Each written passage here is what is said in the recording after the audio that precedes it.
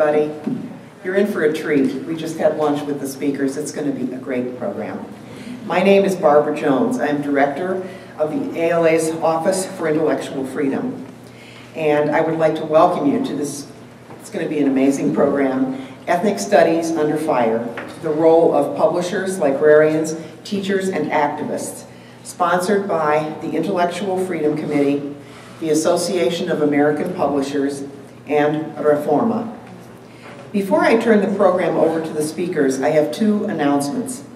One is that we are so pleased to have the Poet Laureate of San Antonio here, Carmen Tafolla. And her press is selling her books in the back, and also the Librotraficante buttons are being sold in the back, and half of the proceeds from the Wings Press will go to REFORMA. So please buy books and enjoy the poetry. And now I'd like to briefly introduce our speakers. I will do that all at once, and then we'll have them begin the program. The first speaker will be Adriana McCleer. Adriana is a doctoral student at the University of Wisconsin-Milwaukee School of Information Studies. She is a 2007 graduate of the University of Arizona School of Information Resources and Library Science Program and Cohort 5, Knowledge River Scholar. Her student research at UW-Milwaukee recently won the award as the best research of the current crop of doctoral students. So that's what you're going to hear today. Her previous experience as a public librarian in Pima County Public Library and her involvement with REFORMA influence her studies of information policy issues related to diverse populations. Carmen Tafolla, sitting next to her, the internationally renowned author of more than 20 books and one of the most highly anthologized of Latina writers, Dr. Carmen Tafolla has published an impressive array of works for both children and adults and is the recipient of numerous awards, including the prestigious Americas Award presented to her at the Library of Congress in 2010, 2 Tomas Rivera Book Rewards, 2 ALA Notable Books, a Charlotte Zolotow, the Art of Peace Award, Top 10 Books for Babies, and recognition by the National Association of Chicana and Chicana Studies for work which, quote, gives voice to the peoples and cultures of this land. Newly named by Mayor Julian Castro as the first Poet Laureate of the city of San Antonio, Tafolla has been called a world-class writer by Roots author Alex Haley and has long been considered one of the madrinas of Chicana literature. She is currently at work on the adult biography of early civil rights organizer Emma Tenayuca. Her book of poetry, Quandera, now released in its 30th anniversary edition, was pulled from Tucson classrooms this year for being part of Tucson's Mexican-American Studies curriculum. The next speaker will be Oralia Garza de Cortes, consultant, Latino children's literature and family literacy. With a passion for education and the joys of the library, Oralia is a consultant with Latino children's literature and family literacy, one of the nation's leading organizations devoted to Latino literature and literacy. She holds a master's degree in library and information science from the University of Texas, Austin, has more than 3 decades of experience in the literature and literacy industries. And during her long and illustrious career in the field, she has earned numerous prizes and awards, including earning the Librarian of the Year Award from Arnulfo de Trejo in 2010. She's past president of the National Association to Promote Library and Information Services to Latinos and the Spanish-speaking. When Ms. Garcia de Cortes isn't busy promoting language and literature in the Latino community, she enjoys organizing her community. And finally, Tony Diaz. Tony Diaz, el Librotraficante, is a novelist and holds a Master of Fine Arts in Creative Writing. He is also an entrepreneur who brings together contemporary Latino arts, culture, and business in ways that have transformed Houston, Texas, and have now blossomed into the Librotraficante movement. And I have to say, he's from Bridgeport in Chicago, so he's a fellow Chicagoan always, even if you're in Houston now, Tony. He is the founder of Nuestra Palabra, Latino Writers Having Their Say, which oversees several successful approaches to the Latino experience in the United States. These range from unique websites to classic media such as the magazine Aztec Muse and the group's weekly radio program. He has just completed a new novel called Children of the Locust Tree, which is in the hands of his agent. And with the other announcement that I forgot to make is that we are, maybe you aren't aware, but the Supreme Court decision on the Arizona law relating to immigration did come down this morning, and I'm not going to summarize it here because we talked at lunch and thought this could take another few hours, but there is deep concern about it, and it may be referred to by some of the authors and some of the speakers, and if we have time afterwards, I'm sure they'd be happy to discuss it. So without any further ado, I hand over the program to Adriana McCleer.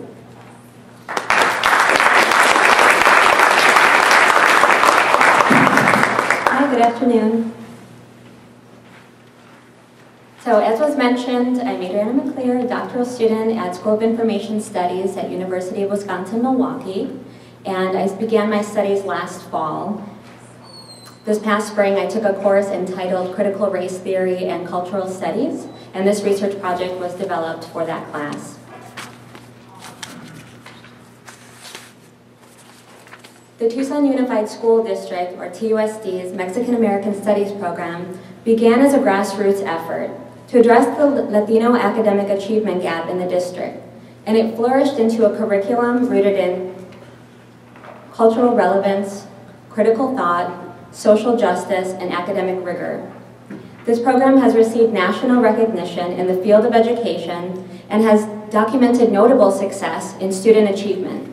In 2011, this program was ruled in violation of Arizona law, and in 2012, all Mexican American Studies teaching activities were suspended, and books used in the course were removed from classrooms and put into storage. Raza Studies, later renamed Mexican American Studies, was adopted by the K-12 district and served 11 schools.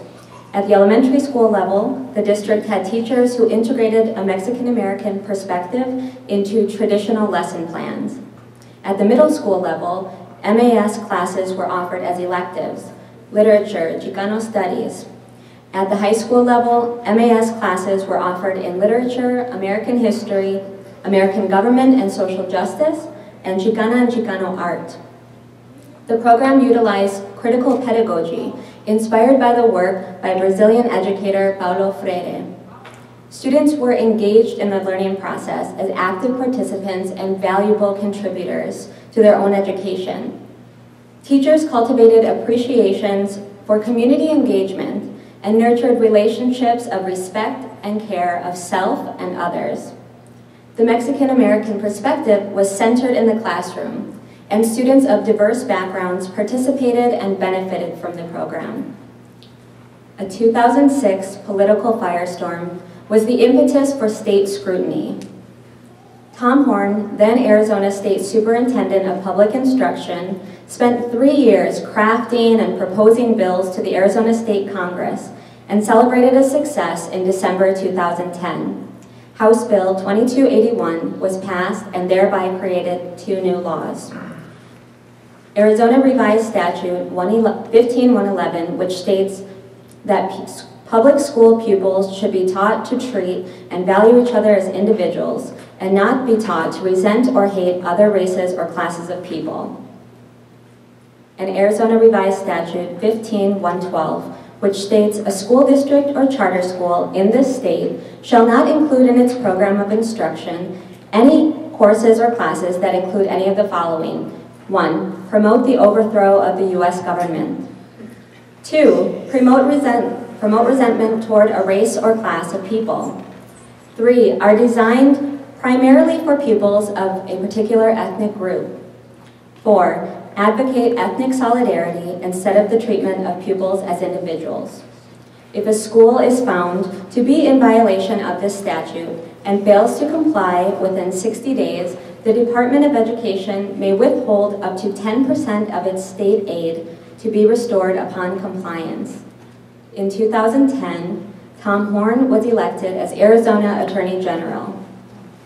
Arizona State Senator John Huppenthal campaigned that he would, quote, stop La Raza, unquote, and was subsequently elected as the new State Superintendent of Public Instruction.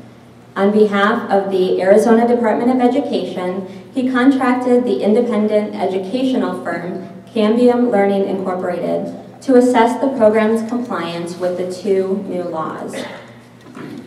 The audit found that although there were areas in which TUSD had failed to provide oversight of curriculum and materials, there was no observable evidence that the MAS program was in violation of the law.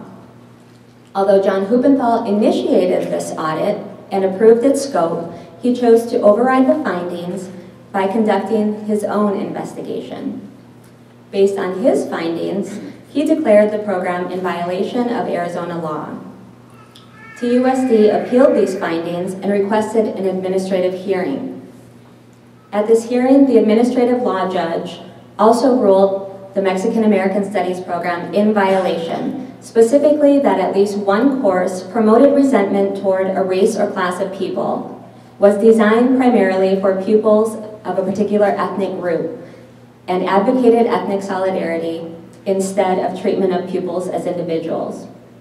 On January 10th of this year, the governing board of Tucson Unified School District revealed that all MAS courses and teaching activities, regardless of the budget line from which they are funded, shall be suspended immediately. 2 days later, Mexican American Studies teachers were sent a memo from the district requiring the removal of the following books from the classroom. Critical Race Theory, 500 Years of Chicano History and Pictures, Message to Aztlán, Chicano, the History of the Mexican Civil Rights Movement, Pedagogy of the Oppressed, Rethinking Columbus, The Next 500 Years, Occupied America, A History of Chicanos. These 7 books were supporting materials for the MAS curriculum and were moved to a district storage facility. The district spokesperson reported, each book has been boxed and stored as part of the process of suspending the classes. The books listed above were cited in the ruling that found the classes out of compliance with state law. Every one of the books listed above is still available to students through several school libraries. Many of the schools where Mexican American Studies classes were taught have the books available in their libraries. Also, all students throughout the district may reserve the books through the library system. Although the removed books were still available in some school libraries, this censorship had a chilling effect on the teachers and students. Teachers would now have to determine which books are allowed for classroom use. Students were disheartened to see and hear of their histories being removed and boxed up for storage. At the 2012 Tucson Festival of Books, students were interviewed to share their perspectives on the dismantling of the program and removal of books from the classroom. One student stated, "I was actually inside a classroom when they came in and started taking out the books. It was very discouraging to see adults come in and take out the books in the middle of a classroom when students were learning. It was very heartbreaking to see something like that happen." The chilling effect of this censorship on educators was reported by MAS teacher Curtis Acosta in a letter to Rethinking Schools. "I do not feel safe teaching The Tempest or Beyond Vietnam by Dr. King, as I normally have for years, since it is clear that the district wants us to not only abandon the history and culture of Mexican Americans, but also the curriculum and pedagogy developed by Mexican American teachers. The only safe route appears for us to flee from any history or voices of color, authors that echo the themes that we had used in the past, and embrace the curriculum that does not venture down these pathways." While censorship directly affected the teacher's ability to share knowledge using specific texts, the indirect effects leave teachers in a state of confusion and insecurity in teaching a variety of perspectives. The students' and teachers' intellectual freedom is suppressed by TUSD's actions in response to Arizona's revised statute 15-112. This exploratory case study investigates the dismantling of TUSD's MAS program and the organized removal of books and other educational materials as a restriction of intellectual freedom and act of censorship.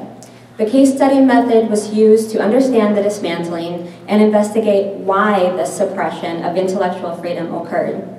The exploratory design is used to define research questions related to subsequent studies. Critical race theory provides the theoretical basis for the analysis of the factors that were instrumental in shaping these occurrences.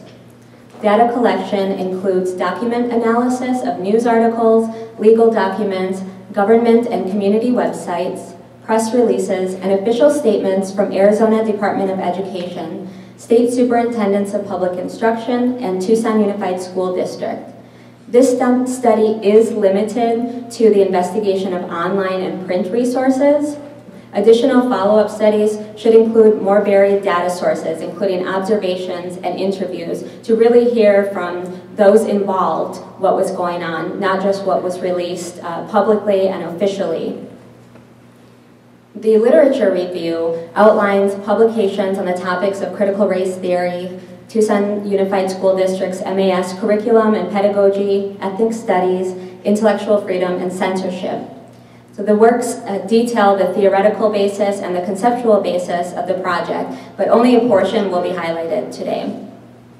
So as librarians and intellectual freedom advocates, we promote access to information from all viewpoints and cite the First Amendment of the U.S. Constitution as a protection of our intellectual freedom rights.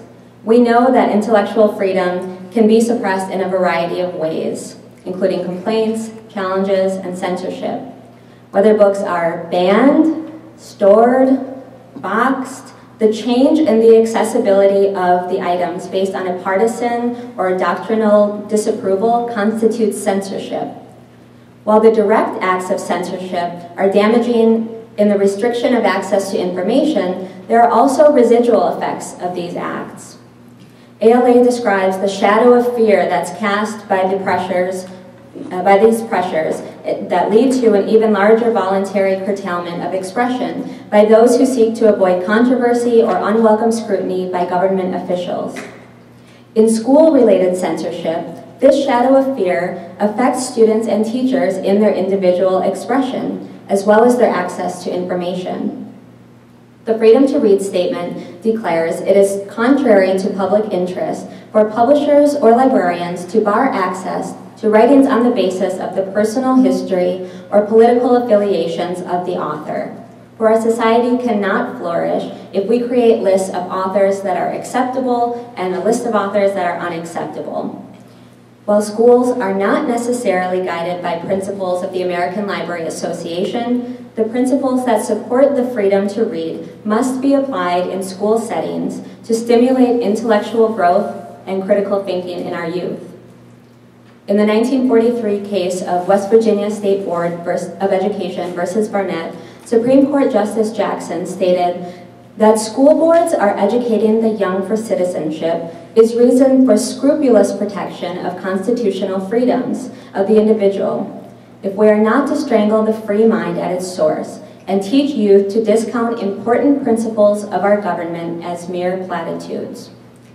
In line with the principles of the American Library Association and legal rulings, the protection of intellectual freedom and freedom from censorship should be supported, not challenged by school administrators and school boards.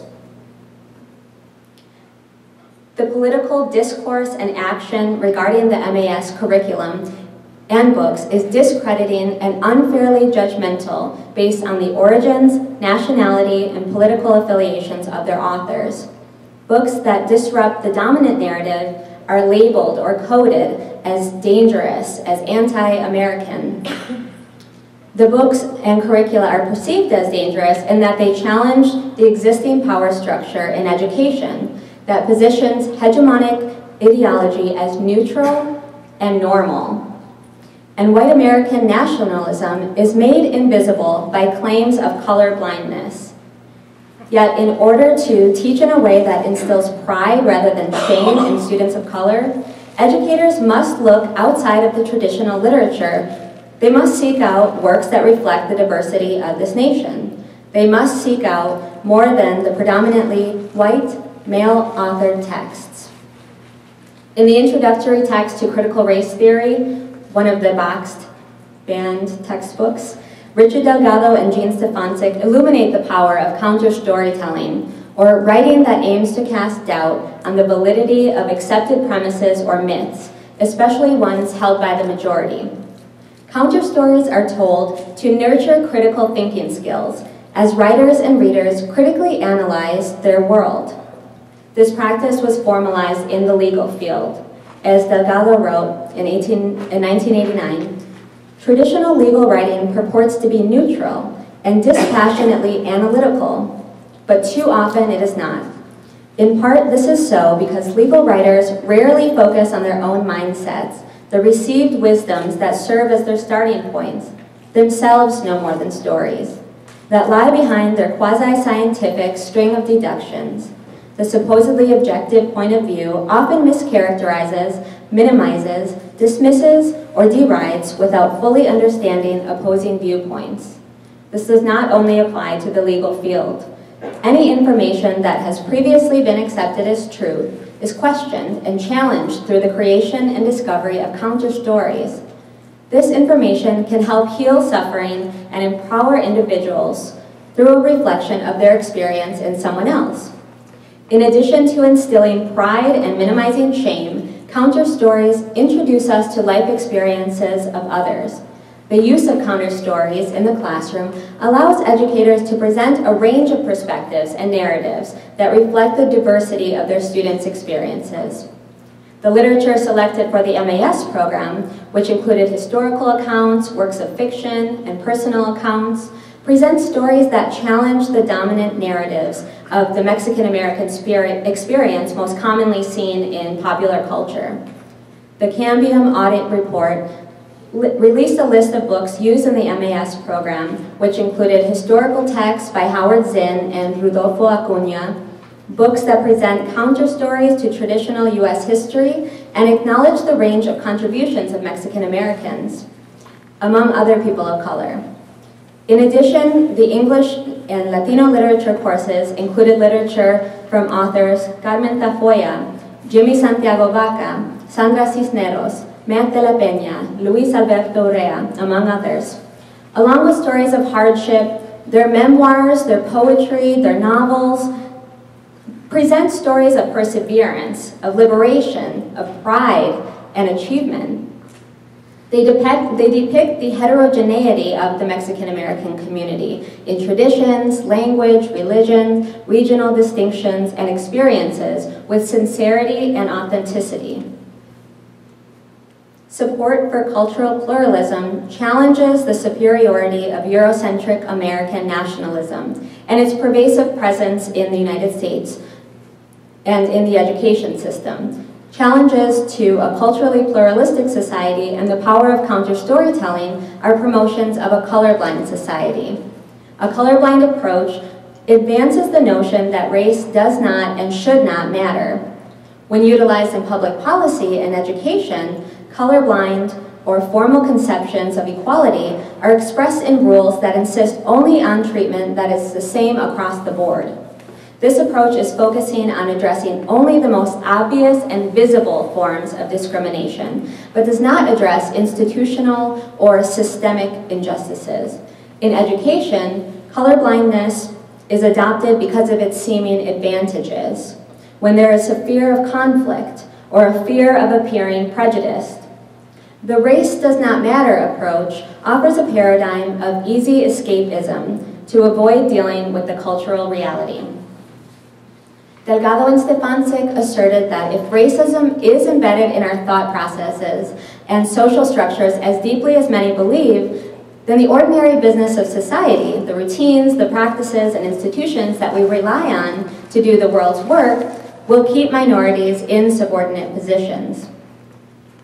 Colorblindness does not acknowledge the legacy of white social and political dominance, which leads to its continued prevalence. Hegemonic authority is gained precisely because of the naturalized normalcy and neutrality of whiteness. This hegemony is perpetuated through the development of colorblind policy and discriminatory local governance. The application of Arizona Revised Statutes 15-112 does not treat students as individuals, but actually erases and dismisses their individuality by treating all students the same and eliminating curriculum and text that acknowledged and respected their unique individual experiences. The provision of ethnic studies and the treatment of students as individuals are not mutually exclusive. The inclusion of counter stories celebrates the unique qualities of individuals, yet also shows young people that their own experiences are valid. The elimination of ethnic studies and promotion of colorblindness discounts and discredits the unique experiences people have had as individuals. By adopting a colorblind position, there is also a veiling of discrimination. In a 2009 critical discourse studies of Tom Horn's attack on MAS, Michael Simpson stated, by asserting, we're not racists and we're not a racist society, the dominant group has exercised a strategy of defense against charges of racism and constructed and maintained the dominant white consensus. The language typically used to name discrimination and social injustice has been co-opted by the program challengers and reversed to call the program racist and segregationist because the legislators and the law don't see race. These notions of colorblindness further an agenda of exclusive American nationalism and veil the concerted censorship of books and curricula that act as counter-hegemonies and challenge traditional pedagogies. This case has implications in areas of legal policy, education, and information studies, among others, which can make a detailed research project of this case very detailed, complex, and great in size. So this exploratory study was an investigation for expanded or additional studies related to intellectual freedom and the censorship of ethnic studies. The major research questions that emerge are: how and why is information and information access privileged in the United States? What are the successful strategies to censoring ethnic studies and restricting information? How can that power be dismantled? When this form of censorship occurs, how is the entire community affected, directly and indirectly? What discourse is used to grant or withhold power within the community? Discourse analysis may be a useful method for investigating the different voices that construct the discourse, both for and against censorship. I want to thank you for allowing me to share my work with you, and I invite your feedback and constructive thoughts today and beyond. Thank you so much.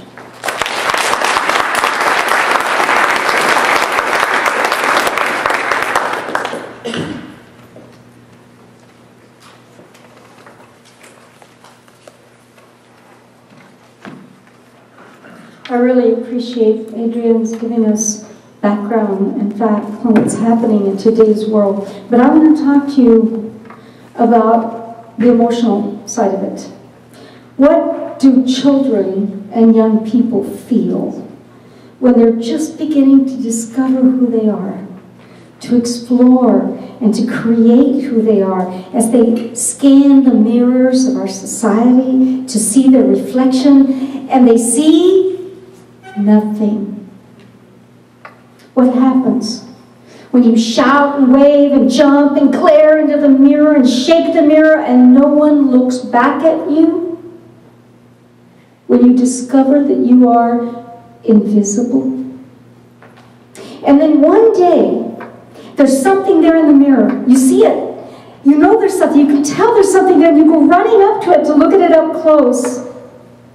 And it's unrecognizable to you. It's something grotesque, or insignificant, trivial, caricatured, a prop to the main action, ugly, unimportant. And you say, that's not me? I don't look like that? This is what it's like for students from the non-dominant cultures to not have their literature and their legacy affirmed. I know because this is my story. I was raised in South Texas schools in a time period when educational practice was to mention only the histories, cultures, and contributions of the dominant white culture, and when even the speaking of a word in our native language was cause for physical and emotional punishment, and a stinging reminder that this evil act of speaking even one word in our mother tongue was against state law. These were children that were being victimized by this situation. The result wasn't that we embraced the English language and the history of the dominant culture blindly and enthusiastically and left behind our Spanish and our evil Mexican past, although a few Teotacos did. But the result was that we pushed away from that experience, from that reality which we knew was not reality. Some of us dropped out, rebelled, sometimes all the way to prisons. And it created a difficult situation, a situation where many of us did not achieve our dreams, did not continue in education. I'm going to read to you, one of the dangers of having a poet on a panel is that they can't get away. They always have to sneak in a poem someplace.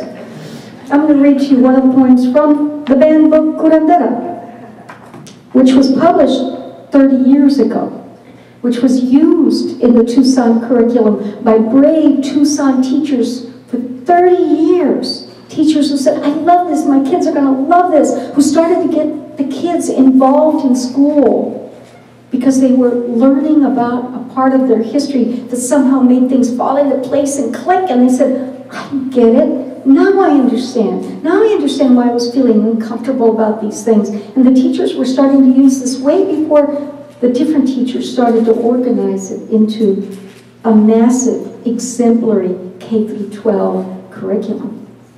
It's called And When I Dream Dreams, and it describes the time period I grew up in.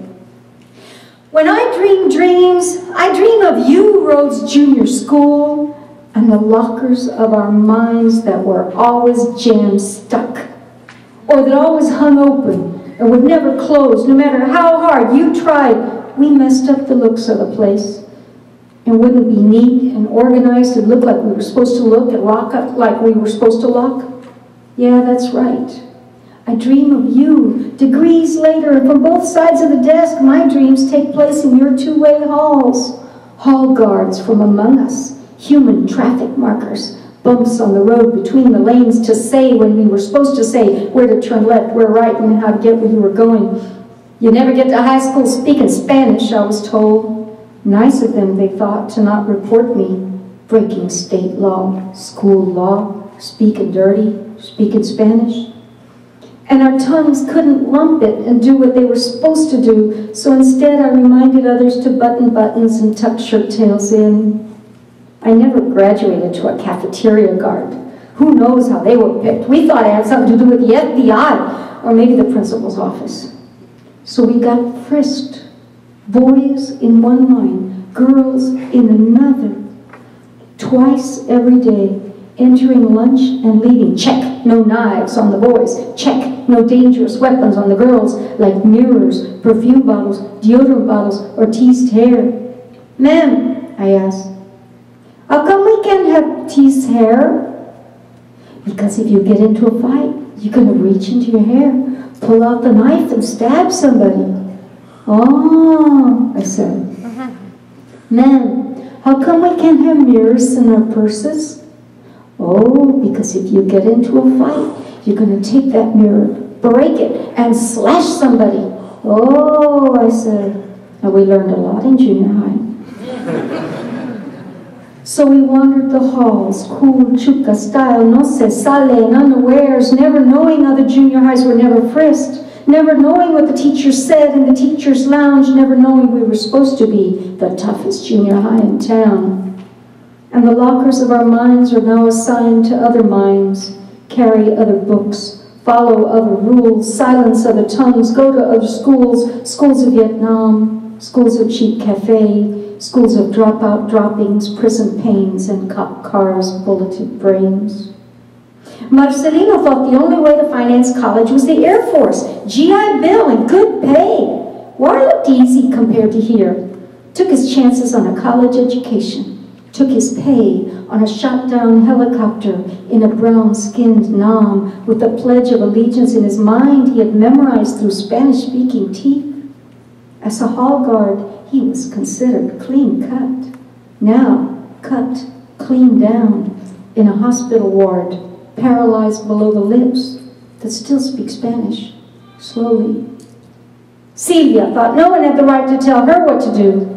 1 year out of junior high, she bitterly bore her second pregnancy, stabbed forks on the cafe tables, and slushed coffee through the crowd 16 hours a day, and she was 15 and still fighting to say, I have a right to be me. And Lalo, with a mind that could write in his sleep, growing epics from eyes that could dream, now writes only the same story over and over until the day that it's all over, as he's frisked, and he's frisked, and he's frisked, and they keep finding nothing. And even when he's out, his mind is always in prison. Like Lupe's mind that peels potatoes and chops repollo and wishes his boredom was less than the ants in the hill, and never learned to read because the words were in English and she was in Spanish. I wonder what we would do, Rhodes Junior School, if we had all those emblems of you stamped on our lives with a big red R, like the letter sweaters we could never afford to buy. I keep my honorary junior school diploma from you right next to the BA, MA, etc. to a PhD because it means I graduated from you. And when I dream dreams, how I wish my dreams had graduated too. So you get a little description of what happens when the story is not the counter story. The story is the stereotype. The only literature being told is told by somebody else, not from inside that culture. I need to tell you that when I went to school, we were stripped of any evidence of our existence. We weren't mentioned anywhere in the curriculum, except for our role as the bad guys at the Alamo, evil Mexicans scaling the walls with bayonets and sleazy sneers to kill Davy Crockett, king of the wild frontier. But somehow, sometime in the late 1960s, I ran across my first piece of genuine Chicano literature. I sucked in my breath and I held it to my chest.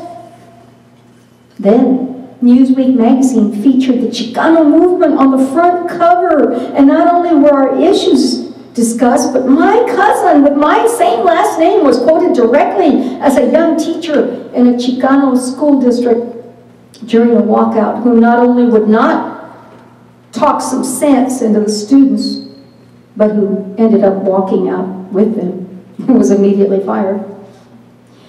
Finding my experience, my history, my identity on paper in available, documentable, preservable print was a transforming experience for me.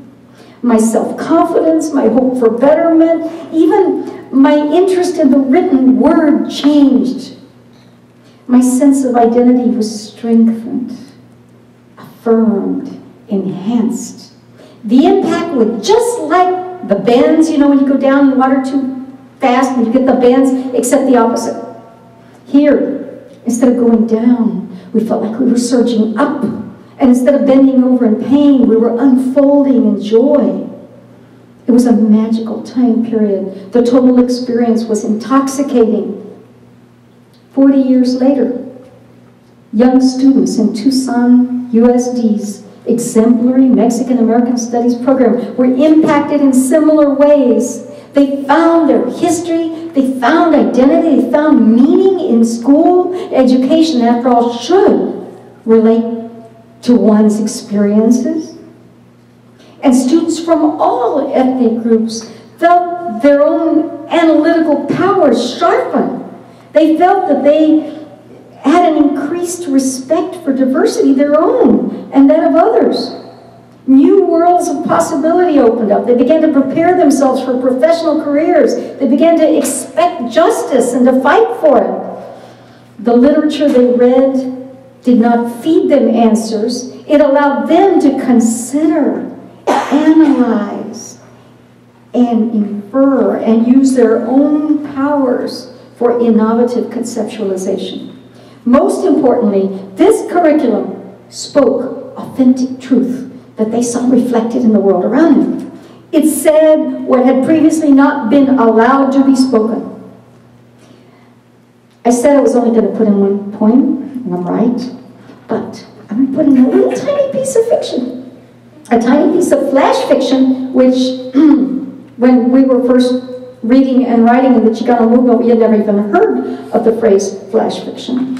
But it reflects the kind of thing that was used in their curriculum and that students responded to. And it wasn't exactly fiction, because like all fiction, it's based on reality. It was taken from real circumstances, recognizable circumstances. The time period in the 70s when the established literary venues of knowledge like universities and even the PMLA by policy did not publish Chicano literature. And I share with you quality literature. Dr. Dumont, said a quiet voice from the back row of the world-lit class as the bell rang and the distinguished professor collected his papers to dash from the room. Yes, said Dumont, in his crisp pseudo-British accent, as a hazy face with a name he didn't remember approached him. You said the other day that we could write a critique thing on any author just to get approved by you first, and I was in the library the other day, they got this real good book by Elena Martinez called La Tierra Grita, and I'm going to do mine on that. Elena Martinez, I don't recall the name. Is she the poetess from Chile? No, sir, she's a Chicana. It's about a campesino family, and it's Chicano literature. No, I'm afraid I just can't approve that. Read it if you wish, but for your report, we need quality literature, and Chicano literature simply isn't quality. But this stuff's good, sir. I mean, it's the first stuff I've ever seen that really talks about real things. There's writers like Toribio Salinas, and have you read Juan Rivera, sir? No, but why don't you look into Samuel Beckett's Un Autant d'Engadin? The French existentialist thesis really superb in its handling the alienation of the individual in society. The profundity and subtlety in its absurd context magnify the impact of its universal reality. It speaks to the commonest of situations and yet elevates to the philosophically sublime the lowest of human positions. I would think would be an excellent topic for you. But have you read Inés de León, sir? No, but I really think Beckett's French existentialist theatre would provide an almost unlimited opportunity for development and commentary of books that might interest you on it. One by Fontaine on the peculiar juxtaposition of characters in Godot. There's quite a few references available on the minimalistic existentialism evident. I'm certain our library would have quite a good bit on it. And well, how about Frank Sanchez, sir? Have you read him? No, but there simply hasn't been any quality Chicano literature. If you must have something in Spanish, try Darío, or Borges, or Cervantes. Darío has been highly acclaimed in Madrid and even Paris, said the professor, examining with slight curiosity the face of the student who he now faintly recalled as having made very poor marks on the last exam. Of course, he thought. Soledad Cantú has been published in Spain. Could I write on her, sir? Dumont continued to shake his head, gathered his papers under his arm, leaned into the face of the student, and stated emphatically, but it hasn't even been critiqued in the PMLA. And until it's critiqued in the PMLA, I can't say it's quality literature. And the professor walked off into a semicolon as the face of the student became an epic poem. I have to say it has now been published in the PMLA, but at this point, it was not. But these young people read these things and they put two and two together. They inferred meaning, they created meaning, they analyzed meaning. And they graduated from high school, amazing numbers. They are enrolled in colleges at numbers never seen before in that district. Meanwhile, Chicano literature started being analyzed everywhere. And it was beginning to have a real following. It was traveling around, and people throughout the world were reading works by Sandra Cisneros and Juan Felipe Herrera, and works that had previously not been considered a part of American literature. I performed my characters for my writing in Norway, New Zealand, Germany, Canada, and throughout the United States, including places where they'd never seen a Mexican American. Then enter 9/11, an attack by foreigners. At first, our reactions were noble, heroic, unified, compassionate, true to the ideals of American democracy. But as time passed and economic pressures increased, a rising xenophobia searched for the nearest scapegoat and turned into Latinophobia. And Arizona's penchant for extremist leadership festered into a lashing of all things Mexican and a viewing of Mexican Americans as foreigners, invaders taking over America, an enemy people. I am a Mexican American. I do not believe in the overthrow of the government of the United States. I do not in any way feel conflicted about my patriotism to this country. I am an American citizen, but I'm also descended from the early peoples of this land. I come from one of those families that always said, we didn't cross the border crossed us. So, looking from my perspective, I saw people who've lived here and worked this land for centuries under a variety of flags. They'd worked hard. They'd asked me and taught me how to work hard. I got an education. I reaped the benefits, the ability to make a living from my own creativity. My work celebrates purely American values: family, the dignity of labor, the value of education, the sanctity of remembering real history, all of which shows how fundamentally un-American Arizona has become. When I was watching the details that Adriana gave about the kinds of things that would not be tolerated in Arizona, and I saw that to teach the culture of only, designed for only one cultural group, I thought, you know what? The traditional curriculum taught in the schools is against the law in Arizona. If they'd only follow their own laws, we'd be just fine. America used to be a society dedicated to big ideas: freedom, democracy, individual rights of expression. We have let economic worries limit our ability to deal with big ideas.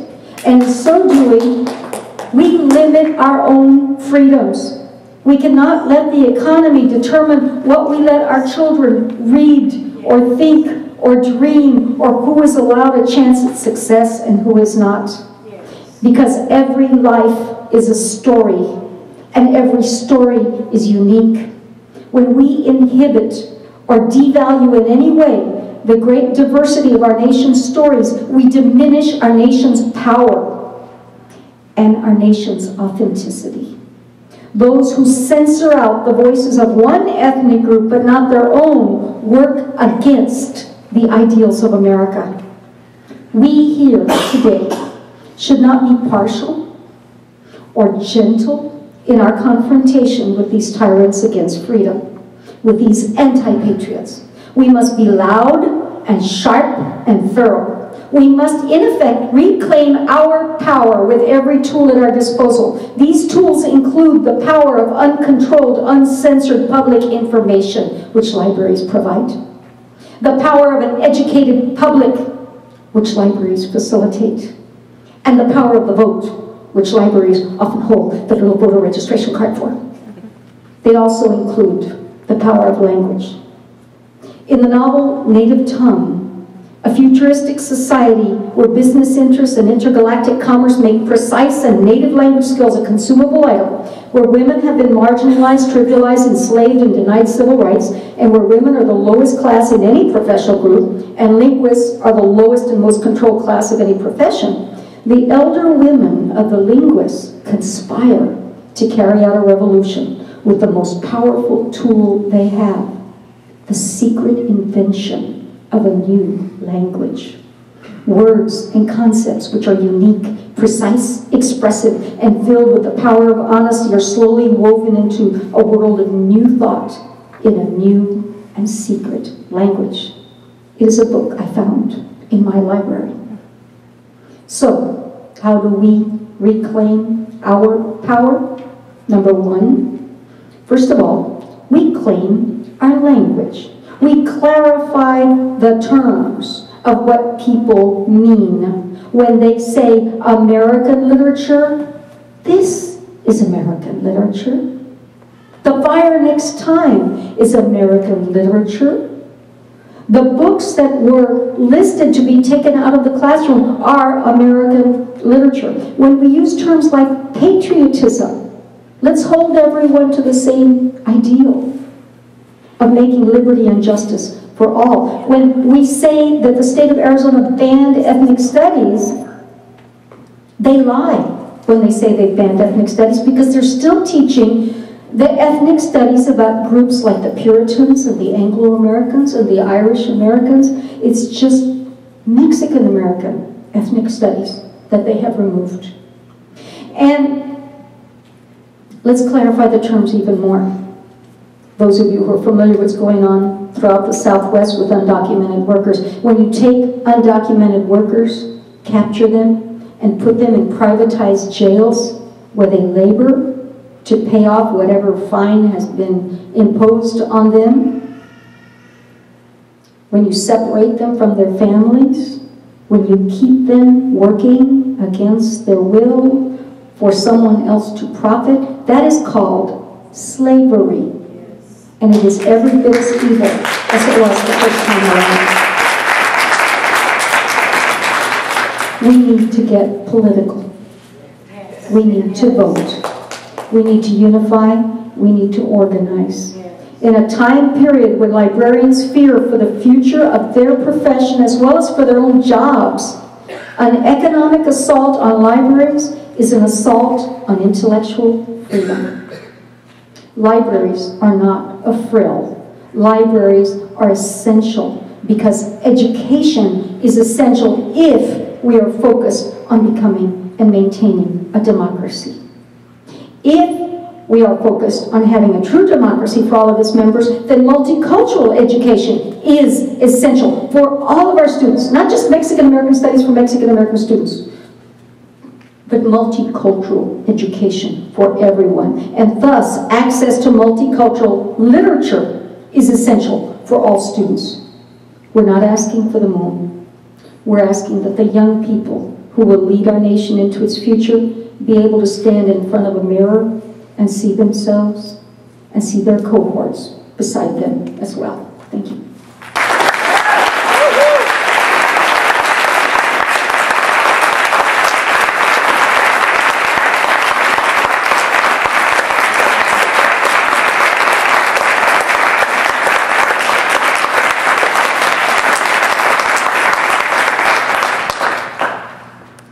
I drew the short stick to go after Carmen. I'm going to try and show you here how multimedia is saving the classic media of books. So I'm going to go right to this video. And one of the tenets of the Librotraficantes is that only art can save us. So I'm going to guide you to our website. By the way, I wasn't being rude up there. I was tweeting and texting and showing off to my friends in other states how cool an afternoon I'm having. If you go to librotraficante.com, let's see, we know your passcode now, Adriana. Oh, we might not be? We didn't pay for that? 50 cents?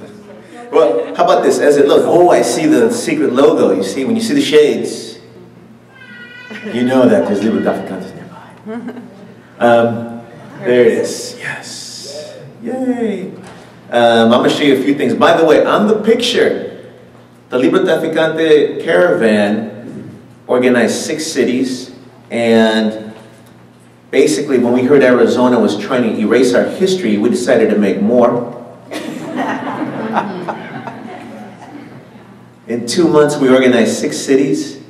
We had 1,000 books donated from around the country. We started 4 underground libraries, and we launched a Latino Renaissance that has now become part of this new civil rights struggle. Many of you may be thinking this is a flashback. Well, the flower children have been replaced by the children of Flores, because yes, we're having caravans again. Yes, we're fighting for civil rights.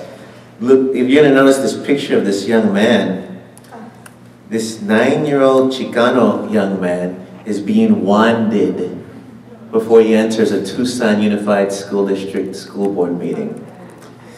I'm going to show you, that's the before. I'm going to show you what happens after the aftershot. But let me, if you go to the website and you see the past, you'll click on our past here.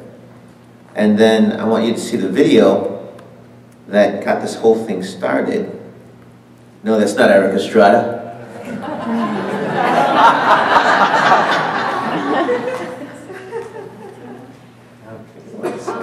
think I have my Pandora. We're going to start hearing her workout music in about 5 seconds, which is totally fine. As this loads.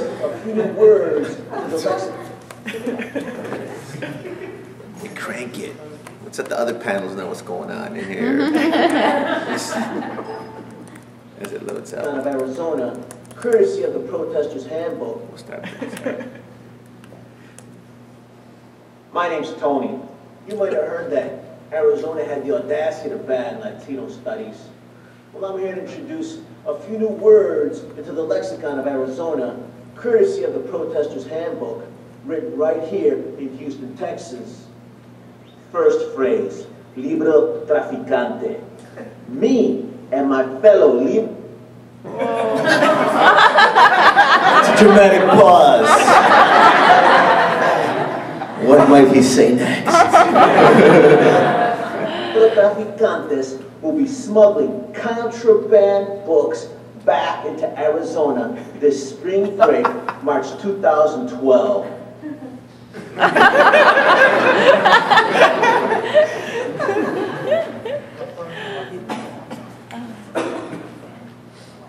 And if you want to get involved, visit the website, librotraficante.com. Second. it's actually like only a minute and a half. But it takes 5 minutes. Phrase, wet book. Across the border to be used in underground classes where we will conduct Latino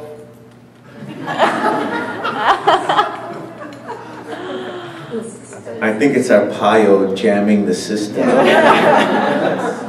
literary studies. It's a lethal dose of Dagoberto Kill coming at you, Arizona. I needed a haircut. I hate that shot right there.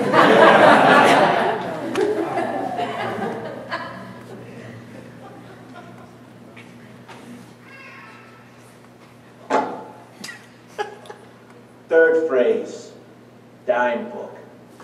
These are paperbacks. They used to be worth only $10, but are now in. No one got the joke time?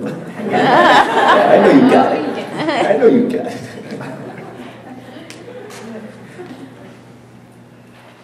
But this we launched. Valuable, thanks to your fascist laws, Arizona.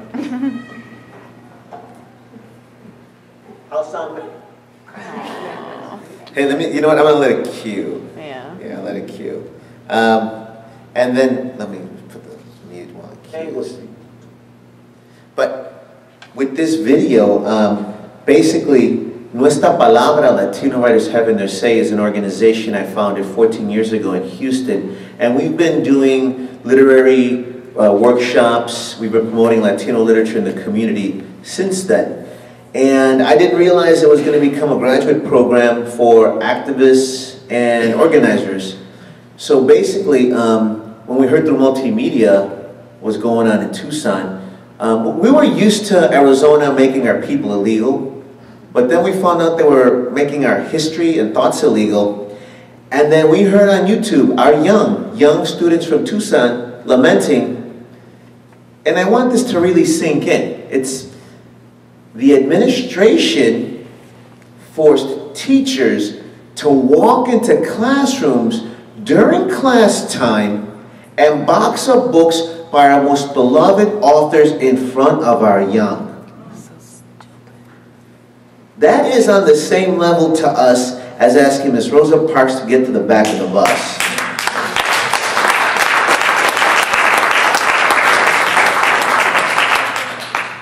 When we heard that all the way in Houston, we said, we need to do something about this. And basically, when we sit at a table, when there's 5 of my crew, we've got about 60 years experience doing this kind of thing. And I'm going to show you another thing too. Someday when people get PhDs in Librotraficante studies, they're going to follow the track of the caravan, and it will be an interesting course on Chicano literature. Of course, I got to smuggle Carmen too, so she was part of that. Let me see if this is queued up now. I think it should work fine now. By the way, see, I don't always speak like that. I often enunciate. It's just a different. Arizona had the audacity to ban Latinos.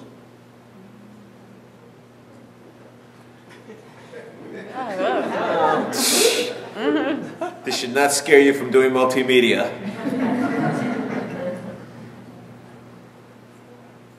The audacity to ban Latino studies.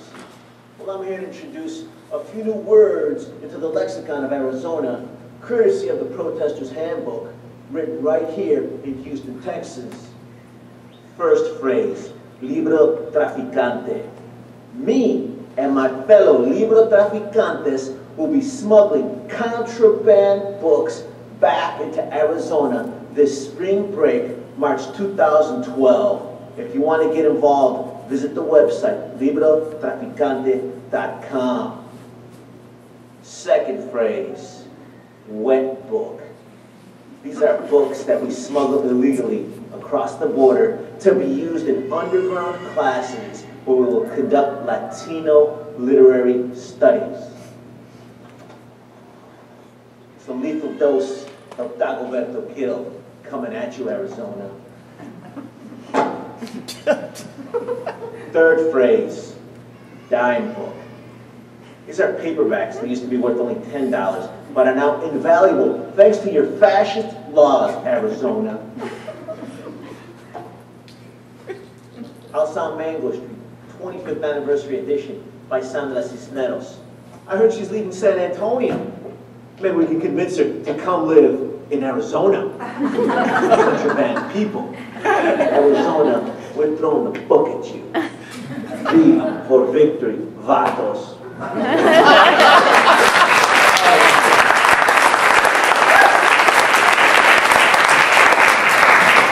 You're too kind. Thank you very much. Did you hear that rooster at the end? People often ask us, how did you guys think of that? Did you edit it in? I live in the barrio. My neighbor has a rooster, and I kid you not, right when Librotraficante High-Tech Aztec was shooting and the rooster crowed on command, and I'm holding the pose, I'm like, don't laugh, Tony. Don't laugh. And once he said cut, I just cracked up. But you know what? I think it was a tuning fork. Sometimes the universe says, you know what? You guys are doing the right thing. And it really was like a tuning fork. And the cockfight was on. It was like, let's go. Now, having said that, let me show you too, I want to show you how to use the website. When you see past, Caravan Route 2012, this is going to stay on here. Because I have no doubts that at some point people are going to appreciate our history and culture. If you follow this route, it is a class on the evolution of Chicano literature through the Southwest. And we wound up, of course, we started in Houston. We traveled to San Antonio, where we got to hang out with our contraband author right here. I believe you now have an FBI file, because you heard her words. We have an awesome video of her reading in front of the Alamo. Very cool event. And you know what? Arizona wasn't scared that we would overthrow the government through violence.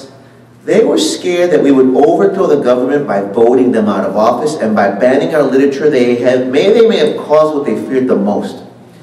And when you look at the Alamo video, you're going to see Joaquin Castro, Joaquin Castro, who is a Stanford graduate, Harvard Law School graduate, who is now a state rep in San Antonio. When he was looking at the books, he was like, wow, I read these books in college. When we read these books, we become professors. We give back. When we come back, when we learn these books, when we get exposed to these books, we don't overthrow the government, we teach grammar. That's what they're scared of. They're trying to sabotage the American dream for everybody. And I mentioned this to you because we wound up going through San Antonio, El Paso, Albuquerque, Mesilla, and then in Tucson. We started 4 underground libraries. Of course, one in Tucson, also Houston, San Antonio, and Albuquerque. I was in Phoenix last night inaugurating our 5th underground library. The Universal Unitarian Association had their convention. They donated over 300 books for our underground library. And you're going to like this story. Each one has its own personality, but this one is organized by a young lady who's actually a librarian at the mainstream library. So she and the volunteers made these little library card takeout cards. And they've been processing on computer. It's beautiful. So last night, the first night, of course, it was a big party. There was rock music, there were kids, there was food. But they had 41 people check out books on the first day of the underground library. And one of the most touching parts was a mom who was there. And she said, you know what? I thought this was just for college kids. And I wasn't sure it was going to come, but I know it's Puente, which is the community center where it's housed at. And I came, and I'm so glad I came. I've got my books. I'm going to bring my kids back. I realized that last night, that's what they were trying to avoid. But guess what? It's not going to happen. And other times too, when the pushback is on, we are engaged in a civil rights struggle. And there is no in the middle. You are in or you're out. The other thing that's going on as well too, is that people often ask, well, you guys were in Houston. Why did you get involved? Arizona is the center of the anti-immigration movement. Today, your Supreme Court has given them license to do whatever they want. And right now, that law is spreading to other states.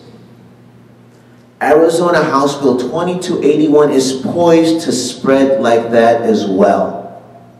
And right now, they want to make it seem as if it's just targeting Mexican American studies.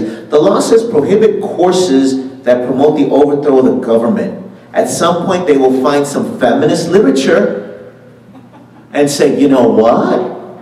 What did you say about George Washington?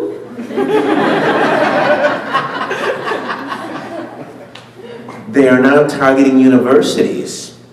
I tell you this now because if you're within the sound of my voice, I deputize you a Librotraficante.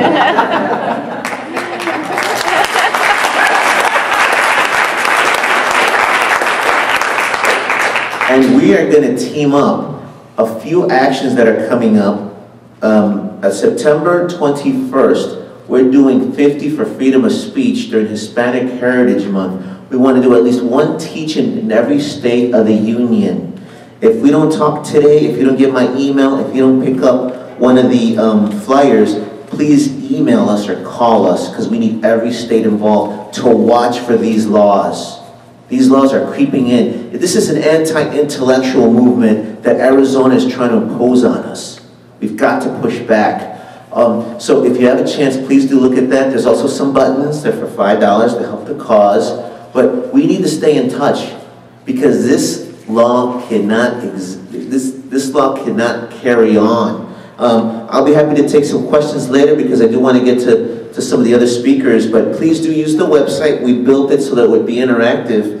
And also, there is a half sheet of paper here. Please donate for the Raza Defense Fund.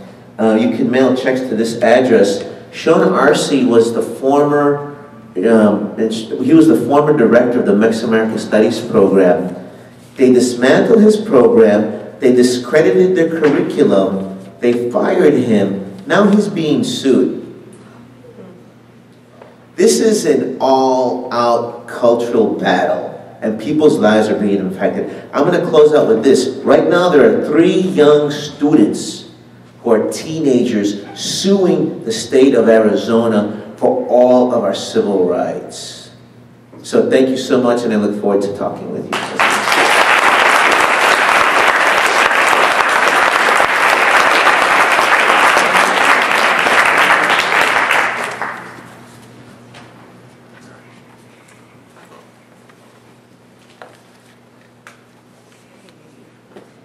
Buenas tardes. Good afternoon.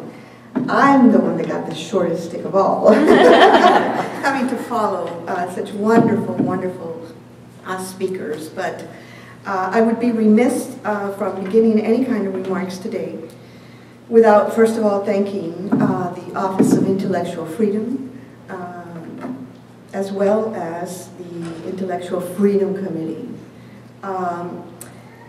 It was ALA who approached REFORMA at midwinter, and keep in mind that we were in the middle.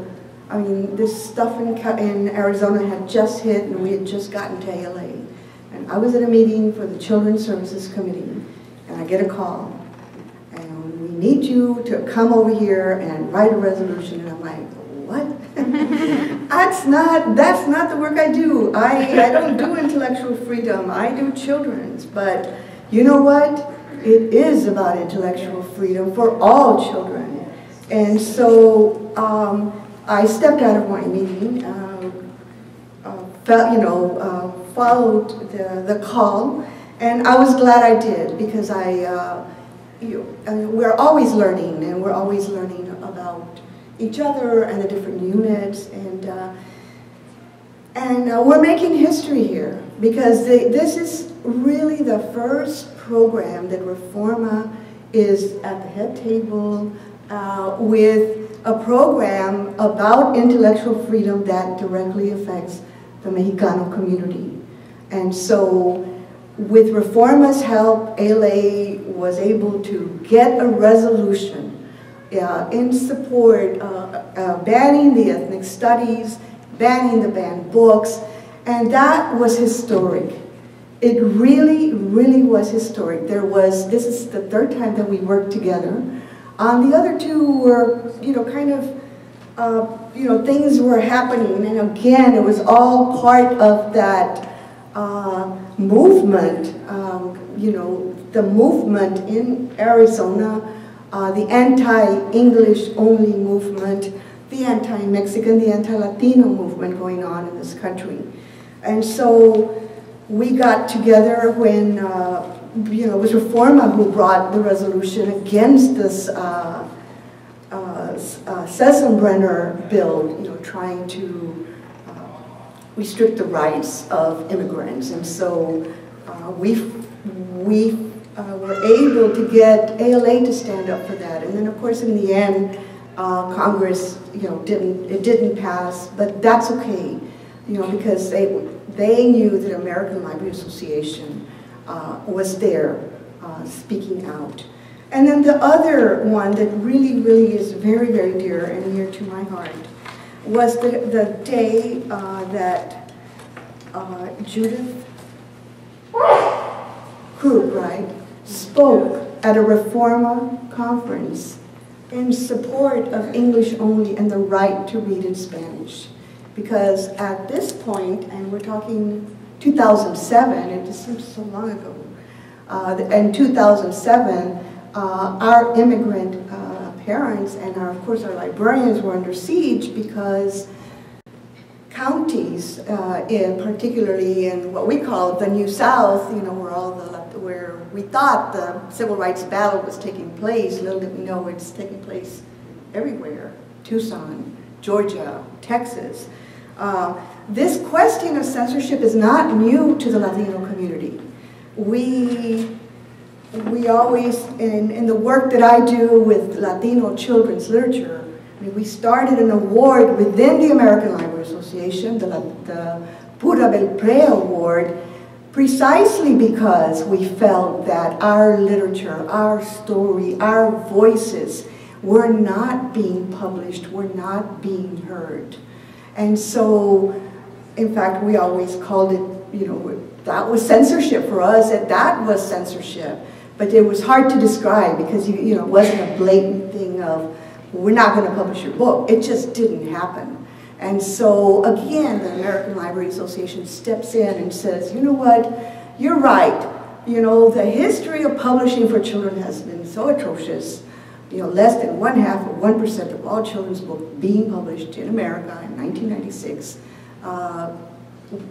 were by and about people of color. It didn't even begin to make that 1% of the Latino children's literature. Now, you're seeing a lot more titles, and thanks to the Pura Belpré Award, we have Latino authors at ALA. Thanks to ALA Intellectual Freedom program, we have Latino authors. And believe it or not, it's the voices that we need to hear, diverse voices. This is the future of America. It's not us. I'm on my way out. I didn't want to do this thing. It's like, gee, don't I have enough work to do, people? But I do, but it's important. And it's important for several reasons. As someone who never grew up with books, books in Texas, so we know the history of not having access to our stories in the print and the literature. So we didn't have those books that we could, nowadays, little, kids going into college, probably Adriana's age, or say, oh, I remember reading Where the Wild Things Are, or whatever. We didn't have that. Are you kidding me? The less is best. That was what Texas's motto was all about. So, yeah, and it still is, believe me. And now California is in the same boat. California is looking at having 45 students per classroom in the high school. So if you don't think that there is something going on in this country that we need to be paying attention to, then I don't know what planet you live in, and I hope you're not living in iCloud, because believe me, it's on the ground where the battles are taking place.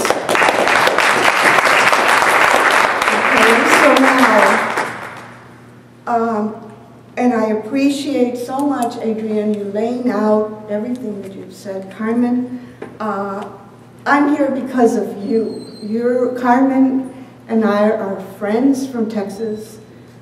We have weathered many battles together, and we're still at it, and we're going to continue. This fight is not over.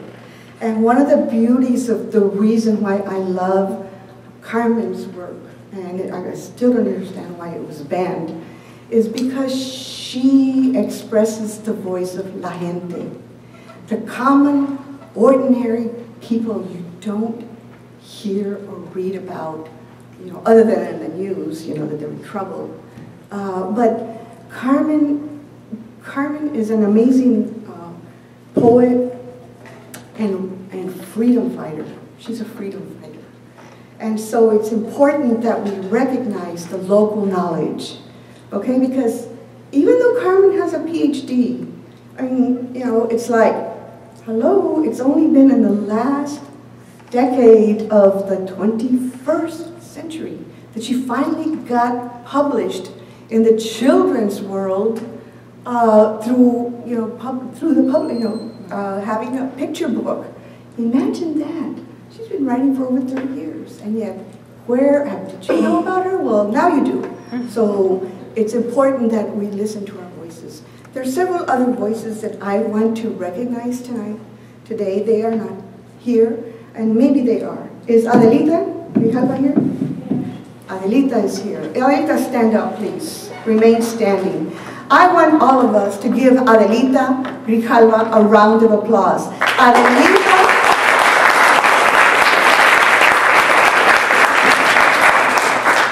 But you didn't ask why. Come on, give me a chance. Adelita is on the school board of the Tucson Unified School District. She is a librarian. Okay? Her husband. I'm a daughter of a librarian and a wife and a sister of a librarian. So, you know, these are the voices that you need to be listening to, that you need to be paying attention to. I don't know where my time is. How much time are we? Are we okay?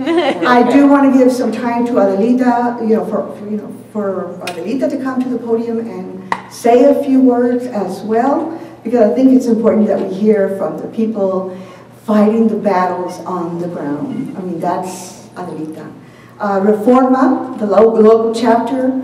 I feel like I don't know how they feel, but I can only imagine that you can feel so besieged by what is happening in Arizona, because on the one hand, if you stand up and fiercely speak up for an issue, you risk the jeopardy is always that your library is saying, oh no, we can't have controversial stuff like that going on. So in their own quiet way, I know that the REFORMA chapter has done some really great things, including having a book discussion of all the banned books. So that's important too. So that way there is intellectual content and intellectual knowledge going on. And so that's very, very important. I also don't want to leave here today without thanking the American Indian Library Association, and particular thanks to Debbie Reeves, who as a Native American,